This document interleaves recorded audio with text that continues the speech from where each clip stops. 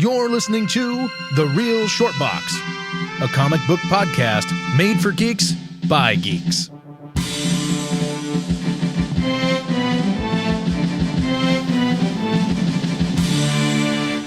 Hello, everybody, and thank you for coming out and listening to The Real Short Box. My name is Donald. And my name is Dr. Kevin. And we are here today to talk about Final Girls.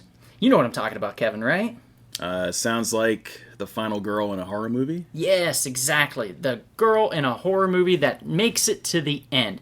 So, guys, anybody that hasn't seen some of these, there's going to be some spoilers with these movies. Now, we're not obviously going to talk about one that just came out, like last month or whatever like that, particularly because there probably hasn't really been much to come out, especially in the movie theaters. But we were talking about, essentially, I guess you could say even to a point, Scream Queens. There's a lot of Scream Queens that would be represented within this Final Girl movement here that we'll be discussing. There's a lot of screaming. Yeah, and it's actually interesting. Before the movie, The Final Girl, do you remember that one that came out a few years back? Yeah, I remember that one. Before that movie, I didn't really know what a Final Girl was, to be honest. I didn't know that they called them that. Just women that last strong, female characters that last through till the end of a horror film.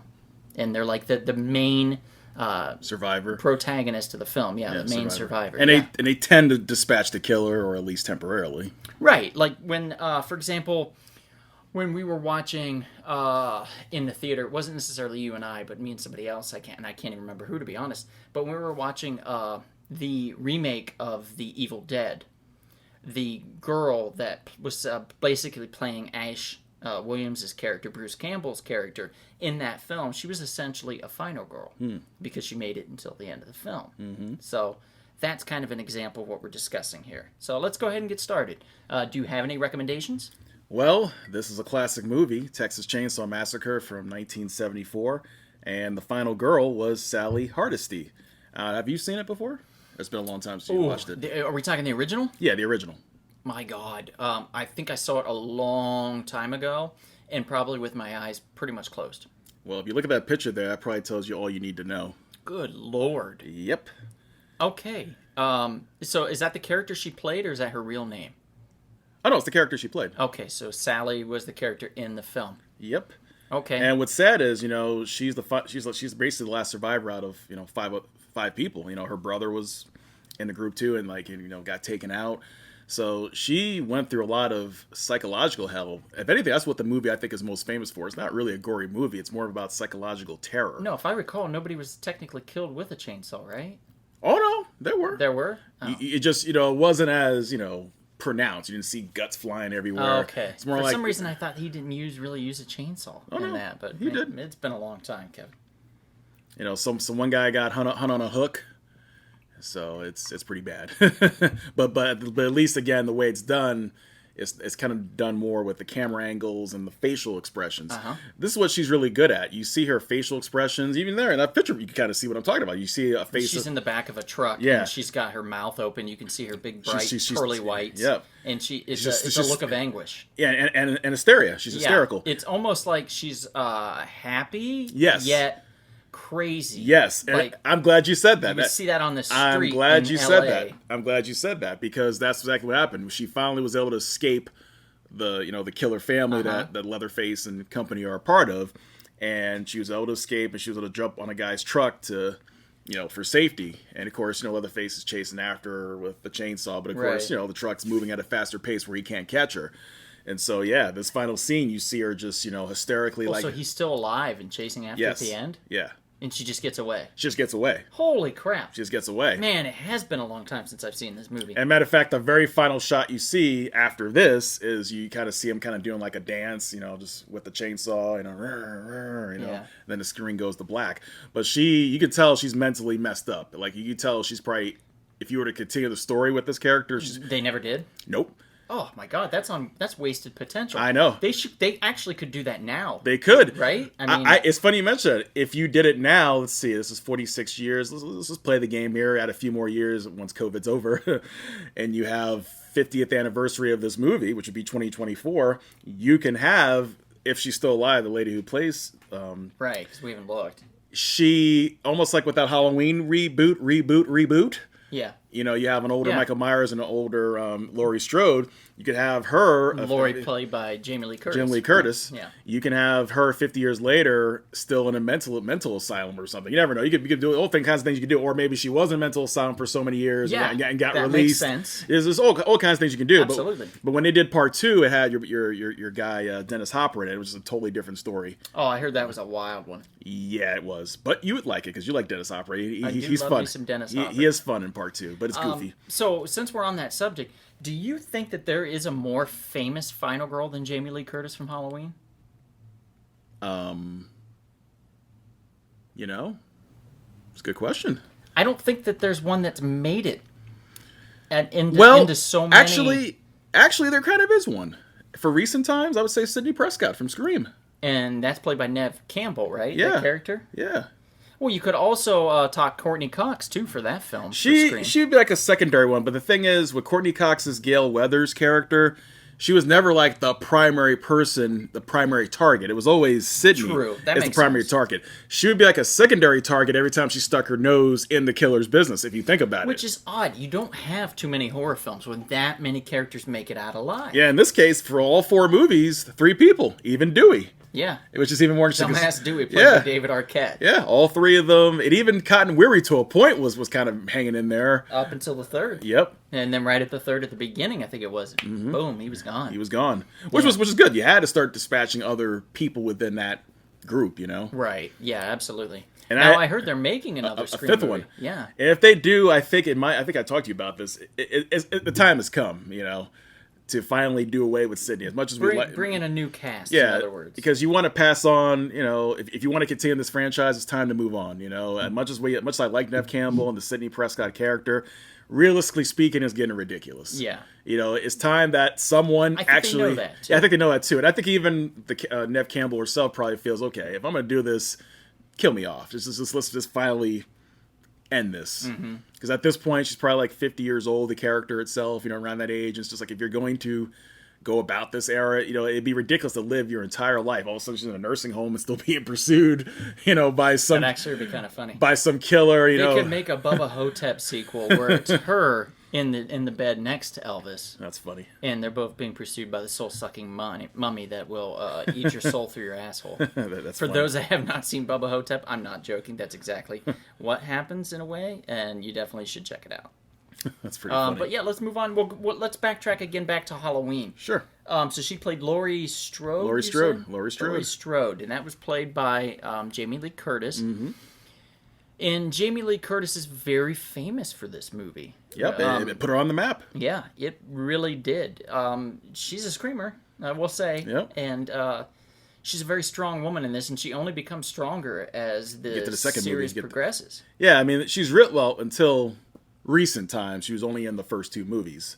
And if you think about it, or actually maybe you don't know this, the second Halloween movie, if you remember it, the ending, if you think logically, that was it. Michael Myers died. Dr. Loomis died. There's no way on earth that you can, even if he's like a demon or something like that. For the viewers, what exactly happened? Okay, second movie takes place mostly in the hospital. So, you know, the events after the first movie, obviously her character's injured. They take her to the hospital. And, of course, Michael Myers finds out she's there through a radio transmission, like through a police, radio transmission, something like that. And he goes there, kills a bunch of the staff, until of course, it comes down to her and Dr. Loomis. They're in a how can I say this, like an oxygen room or something like that. And Dr. Loomis sets the not the timer, but he's kind of like doing things to make sure that once he lights his lighter. That's it. The gas. Thank you. The gas. Okay. It's gonna blow up. Got it. So of course, he told Laurie to get out of there, and then it's just him and Michael. Of course, before that, Michael got shot in his eyes, so he couldn't see. And then he says, "Michael, it's time." And then he blows himself and Michael up. And then to add a little scary part is you see Michael come out of the room on fire. And Laurie Strode's freaking out like, "Oh my God, this guy's still alive!" And then you just see him finally drop dead, and he's just burning to a crisp. Right, and that makes sense. He should have been gone because in the third one, it was a different story, and the whole idea from John Carpenter was to make it an anthology after that. Right. It wasn't meant to, he was pissed off writing the second movie. His intention was the first movie, that was it. It was just supposed to end on the way it ended. Right. Just evil is still out there That's the end of Michael Myers. Like the end of Michael Myers. So yeah, he's still out there, but he would have just moved on to another story. But they insisted, hey, this made all this money, of course. Please make another movie. Yeah. So he directed the second one. No. He wrote it, and then someone else directed it, and he just wasn't happy with it. And then when he did the third one, it was like, okay, this is what I wanted to do. That makes sense because that film is not in our podcast that we did the live one about the top 10. No. That we did on a Monday on YouTube. If you guys interested in checking that out, we did a top 10 ranking of John Carpenter films, and Halloween is in there, and it is actually surprising where it is on the list. I'm not going to tell you. You have to check it out for yourself, but it is on YouTube under Rumble Spoon Productions on our Real Short Box page. And it was a fun live stream, I must say. Yeah, a lot of fun. We had a good time with that, so I hope you guys watch it, and I hope you have fun too. Moving on then, Halloween, what's the next one that we can think of? Well, we did Scream, Texas Chainsaw Massacre, Halloween. What about the first Alien? Sci-fi horror. Okay, I guess we can go that. I was thinking about that myself, and I didn't go there because, to me, Alien and Aliens is more science fiction than it is. Well, I agree, but here's the thing. I know a lot of people say this too, and I agree on this. They're two different movies in the sense that Alien is really about the psychological horror as well as being pursued by this nearly unstoppable creature, and you're you're on a spaceship. There's really nowhere to go. You can go to all your hiding places, but eventually it's going to find you, and so you have to figure out how in the world am I going to stop this monster from killing me. So in that sense, I think it does count as a horror film, hybrid sci-fi horror, where Aliens, I would say, is more of a sci-fi action, war movie. Kind of like you could classify Silence of the Lambs as a horror film in a way. It psychologically breaks the characters thriller, down. horror, thriller. Okay. All right. So Ellen Ripley, she's still alive in as far as last time we saw her was Aliens Resurrection, Alien 4? Well, she's both dead and alive. In Alien 3, you remember she died. Remember she was infected. She had That's true, and then he brought her back and brought her. Yeah, they cloned her. Because they cloned her. Somehow, I don't know how the hell they did this, because it was the whole purpose of Part 3 is that you couldn't get any of her DNA, but somehow they had some of her DNA from somewhere, and that's how they were able to clone her. The mining community, they were pretty shady, so they probably had her blood anyway. And she probably didn't realize it, yeah. Right.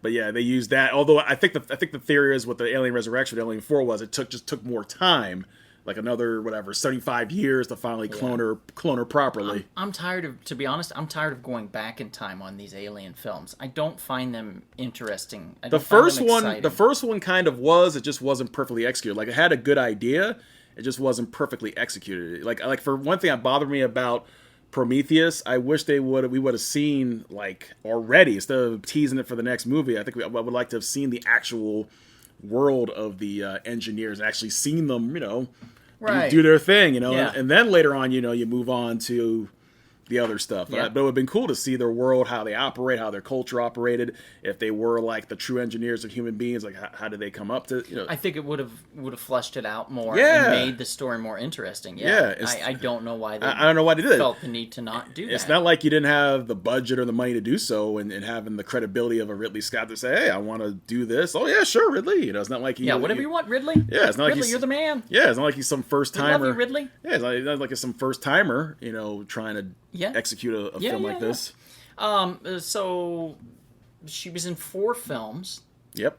And she was supposed to come back for Alien 5, but for so many years they couldn't come up with a good idea. Although 4 was so bad. Although interestingly enough, Neil Blomkamp did have an Alien 5 that was very close to being Neil Blomkamp? Yeah, to being very very close to being greenlit, and actually I think Sigourney Weaver did like his script. The problem was kind of in a weird way. Ridley Scott liked it too, but it's like, I want to do my thing first, and then we'll get there later. And then, of course, everything went off track with Prometheus and then Covenant. So then Blomkamp kind of got pushed to the side with his Alien 5 idea. Yeah, that's kind of a shame. It is a kind of a shame. It is a shame. Yeah. Yeah. Okay. Well, what do we get next? One of my, as you know, one of my personal top three movies of all time. I know exactly what you're gonna say. Nancy Thompson from A Nightmare on Elm Street. Yep, Freddy's gonna get you. Yep. Yeah. What's cool about this movie is, 2 people carried this movie for the most part, and that was, of course, Robert Englund's Freddy Krueger, but also Heather Langenkamp as Nancy Thompson, because a lot of the plot is going through her. You know, her friends and her parents were well connected to how Freddy became the Freddy as we know. Yeah, her mom explained the story. Was one of the people that put him, like, burnt down the area that he was in. Yep, that killed him. Yeah, the school, right? No, not the school. It was at a good lord, not really a power plant, but kind of like a power plant where he worked. Yeah, that's it. Like there's like a boiler room and a power plant like that where he like worked. A boiler room, yeah. And then and I've just seen this not long ago, like back in August. I watched this film. Oh, good. It's pretty fresh in my mind, and it still holds up. Yes, it does, actually. It does hold up. Her acting, however, never held up. It didn't hold up from day one, unfortunately, for me anyway. Really? I don't think she's good at what she's trying. I don't think she's a good actor. I don't. And look, she was fine for this one, but I feel like once they got money, they should have been like, man, we need to get somebody that can really pull this along. I don't know, man. I kind of disagree with you a little bit. I mean, when she came back for part 3, I thought she did an even better job in Dream Warriors, in my opinion. And then, of course, they brought her back again with Wes Craven's New Nightmare. Right. She was in 3 films? Yeah. And the New Nightmare was the one where stuff... It was a meta film. They were actually making the movie because Freddy wasn't a character that existed. And by making the film, they brought him to life. Yeah, Demon was using it as a kind of like a template, you know? Right. So that one actually was pretty good. Yeah. I enjoyed that one. My buddy, Matt, and Matt, if you're listening, thank you for this, but he was like, you don't need to see them all. No, you don't. He was like, here's the ones that are probably the most important. Obviously, the first. The third. And then he said, we might as well jump to the third and then go to the New Nightmare, I think is what it was, right? New Nightmare. You know what? For the most part, I agree with him. Yeah. I agree with him for the most part. And then he said that tells a whole complete story. And then after that, I would throw in just for fun, because Freddy versus Jason. Yes. Just for fun. I mean, it's not a good movie, but it's a fun... Absolutely. It's a fun, goofy, cheesy movie. Yeah. And even just for the little aside, the little nod that they give to Army of Darkness / Evil Dead as well. Yep.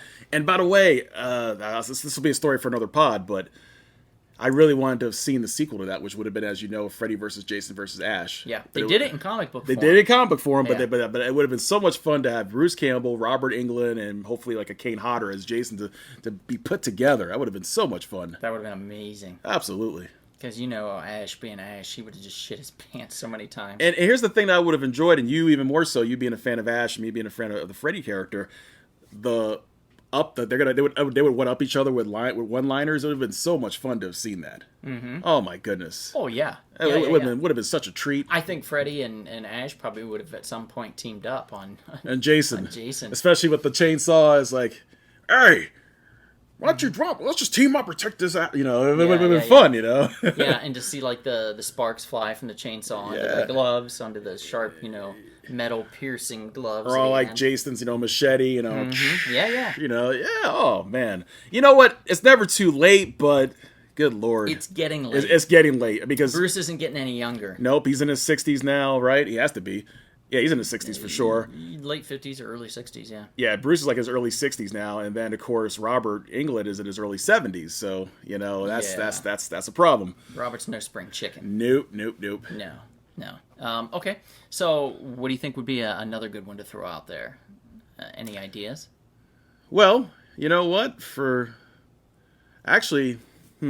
Since we're still in the Friday the 13th realm, why don't we mention, was there another one perhaps? Well, we can go to the very first one, Alice Hardy in the first Friday the 13th movie. Now, what's interesting about that first movie, for those who don't know, Jason really isn't in the movie. I mean, he's mentioned. The real villain is the mom. You know, he's a spoilers. He's the pretense for her going crazy and killing the counselors, but he's not there yet. But instead, it's Mrs. Voorhees. Right, that was one that they did. Didn't they do that in Scream? That was one of the tests. Yeah, Scream 2 was kind of like a little twist there. Yeah, Billy's mom was one of the killers at the end. Right, but no, even I think it was in the first one when they when the test questions. Yes. And he was like, "Who was I?" And she got it wrong, and then it's like wrong, You're fucking wrong. And then she was screwed because it was a great question because most people would have gotten that wrong. And especially she was under such stress and duress. She just said that. Yep. And he knew, He was smart. He knew that to use. He had he used that question first, maybe she would have kind of remembered. But she used that question when she was already under duress. Yep. You know, it was great. She was frustrated. She was scared. And, it was beautiful. And I think after that movie came out, everybody knew the answer to that question. Like anybody you crossed on the street, if you asked them, they knew it was Jason's mom in the first movie. Yep. Because of that movie, because of Scream. Mm-hmm. This is interesting. Oh, yeah. But so Alice Hardy from Friday the 13th, from the first one. Yes, the very first one. The final from 40 years ago now. Hard to believe. 1980 when it came out. Wow. And, you know, it's a very interesting twist because as far as I know, I don't think there ever was like a female serial killer like that in a horror movie, as far as I know. Maybe some of the Italian movies maybe had something like that. Probably had some of that. You count but American Psycho, horror films. But we know. Right. You know. Right. It was him dressed as his mother. Spoilers again. Right. But, you know. But actually, you know, a real woman who's actually dispatching people. And especially when you see her at first, you're still not sure. Because, you know, little old lady, whatever, you know, blah, blah, blah. And then when she starts, like, talking in a different way, like, you know, and you should have been there, you know, it's just flipping out. It's actually a really cool story. When you think about it. They bullied her son and essentially drowned him. Mm-hmm. And so then she sought revenge on them, and then everybody from further on ever since. And the funny thing about the whole series, which is kind of stupid, and this would make sense, if you just don't go to Crystal Lake, you're not going to have any problems. But they reopened the camp, and that pissed her off. It's like, okay, all right, this is what's going to go down now. Mm-hmm. And then, of course, when Jason comes back, it's like simply people, that's what's kind of comical to me. You keep reopening this camp every other year, and people keep dying every year over it. It's like, how many people have to die before you realize... Maybe we shouldn't be here. Yeah, maybe we shouldn't be here. Or if anything, nuke the place. I don't know. I mean, it's just ridiculous. Does Jason come back at the end of the first one? Does his hand come out of the water? Yes, but I think that was a dream sequence, though. Yeah, that very famous scene where she's like on a canoe and just you hear that nice soft music, and all of a sudden you see this little boy come out. You hear the powerful music, and she's being pulled into the lake. It's very clever foreshadowing in a way. Yep. Yeah, because I'm sure that at this point they probably knew that they were going to make a second one, or that they could. After the first couple weeks or so, because the movie was made very cheap. By the way, Kevin Bacon's in that movie. It's one of his early films. Oh, nice. And Johnny Depp was in Friday the 13th. No, Nightmare on Elm Street. Nightmare on Elm Street. Sorry. Yep. And when the movie did very well, they immediately asked for a sequel. Like, okay, you guys make a part 2. Which, interestingly enough, Alice Hardy comes back. And unfortunately for her, she's taken out at the very beginning of part 2 by Jason for revenge of killing his mother. But what cracks me up about that beginning of that movie, I'm trying to figure out how in the world did he find transportation to find her? Like, she lived 1,000 miles away from Crystal Lake. But somehow, I don't know if he found... He walked that whole time. Yeah. And I how did he find her address? Did he go into a phone book? Back then, phone books were the thing, and you can find people's address. So I guess he somehow did some kind of detective work. And you killed mother. Maybe I find him. I find her. She still had life in her, and wait, her head got cut off. How could she actually have life in her? I don't know, like maybe voodoo life. I don't know. Maybe he did some type of. He obviously, how the hell did he come back? He drowned. Yeah, exactly. So there's always, and in fact, I think it'd be kind of cool if she did come back for a sequel, for another story, like now.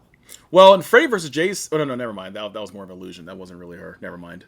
I was about to say. I see what you're saying. Freddy did something. Yeah, Freddy did something. He did his tricks. Right, which is effed up.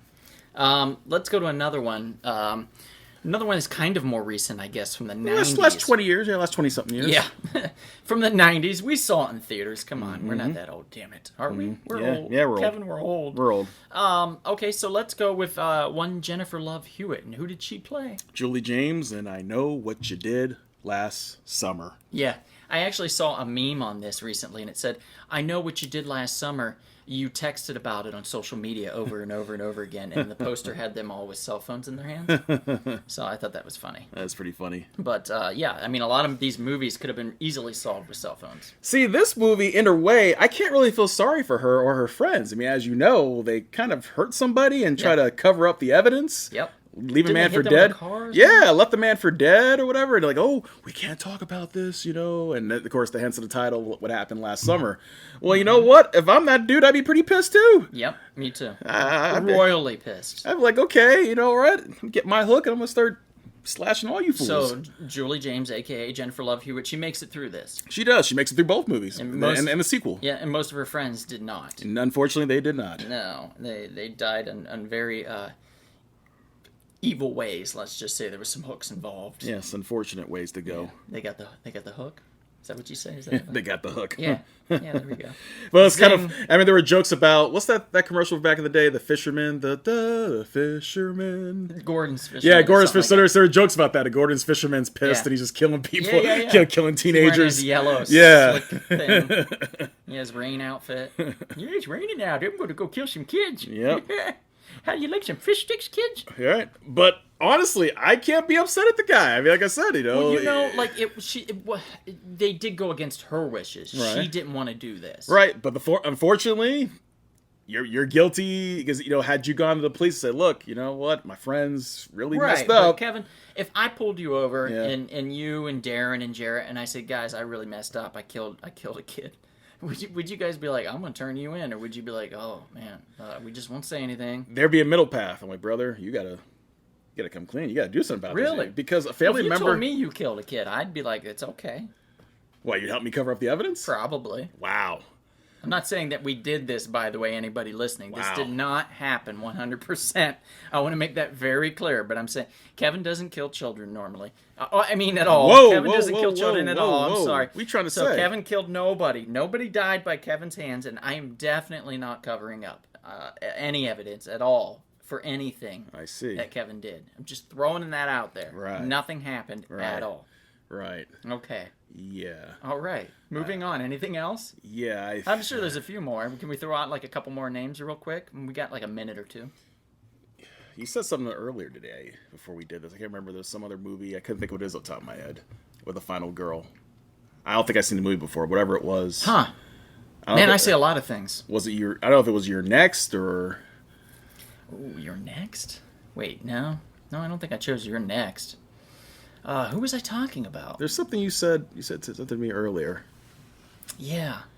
There was another movie, and I can't think what it is off the top of my head. Huh. But... well, there was... I think the character in Your Next was Aaron... Harson, that's right. And who played her again? Oh, jeez. I can't remember.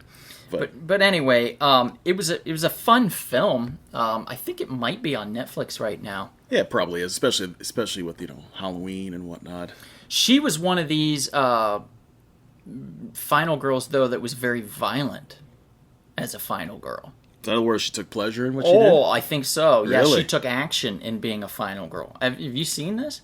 No, I haven't seen that movie. You haven't seen it? Kevin, I think you should watch it. Okay. 100%. I think you'd very much enjoy it. In fact, let's promise right now to put it on our Halloween viewing list. I'll watch Candyman for the first time. Okay. And you can watch Your Next for the first time. I think we'll both enjoy what we have to see there. I think fair we'll enough. both enjoy it. Fair enough. Yeah.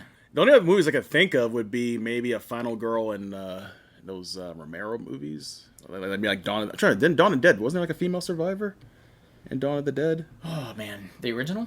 Yeah, like the original. I could have sworn there was like a couple. I don't know. In the remake, there was. Yeah, remake there definitely was. But in the original, I can't remember. It's been too long since I've seen that one. I know Elvira has always been a final girl. Of course. In my heart. Of course. As she should. Yes, wonderful. So, guys, anybody that has any... Adrienne Barbeau? Okay. Adrienne Barbeau, right? Oh, yeah. Hasn't she's been a final girl in a few things. Heather Locklear, actually, in Swamp Thing. That's what it was. Yeah. That's okay. what it was. Yeah, Heather Locklear was a final girl in Swamp Thing, technically. So that's a good one. But there's all kinds. And honestly, guys, if you think of any and you want to give us a shout out about it, please feel free to. I would love to hear from you. And we would love to know what you think about this podcast. If you have any more recommendations on what we should do, we're happy to do some more podcasts like this. We always have fun with these, Kevin and myself, and the gang when they're available. And when they're not, Kevin and I just like going through these and having a good time. So, or just by yourself. Yeah. Yeah, sometimes I just ramble in the corner. It's fine. My roommate will find me, and I'm just talking to myself. But yeah, if you can find us on Instagram, Facebook, Twitter, we're all on those social media platforms. We are on YouTube, obviously. Check out our podcast on there, our video live podcast as well. What other platforms are we on podcast-wise, Kevin? That's a Spreaker, Spotify. Yeah, iHeartRadio. We are also on SoundCloud, and we are on Blueberry. Apple Podcasts, Blurberry. We're on that, or is it Blueberry? It's Blueberry. Blueberry and Stitcher, and actually a multitude of others. I mean a multitude, guys. We are on a ton. I know we were on Google. We'll probably be back on there in a moment, so by the time you hear this, we'll probably already be back on there. And I believe we're getting on Amazon Podcasts as well when that's up and running, when that goes. So please tune in. If you can, give us a follow on YouTube. Subscribe to us on YouTube, please. Give us a follow on the podcast. Subscribe to us on those, on any platform that you wish. And give us a shout out if you have any questions or comments or anything. We always enjoy hearing from people.